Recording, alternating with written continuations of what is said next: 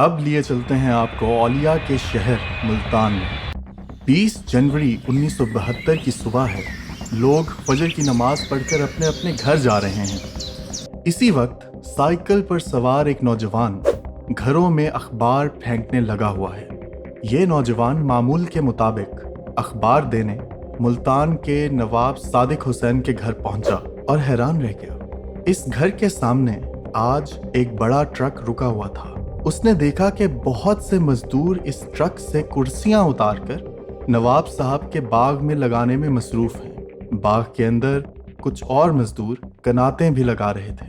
कोई शादी होगी शायद, अखबार फेंकते हुए नौजवान ने सोचा और अखबार फेंक कर वहां से चला गया।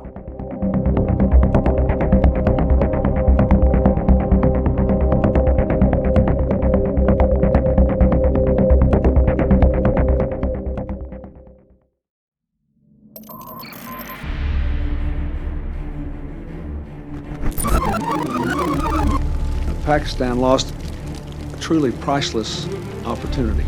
That there was a failed state in Pakistan. Many of the world's most vicious terrorists, including Al-Qaeda's, have been living in Pakistan. It is 4:31 in the afternoon. 90,000 Pakistani soldiers become prisoners of war.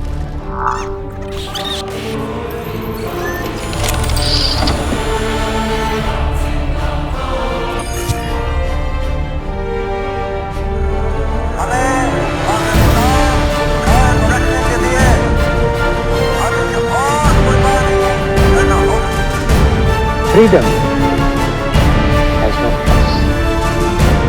It is the precious possession of any nation.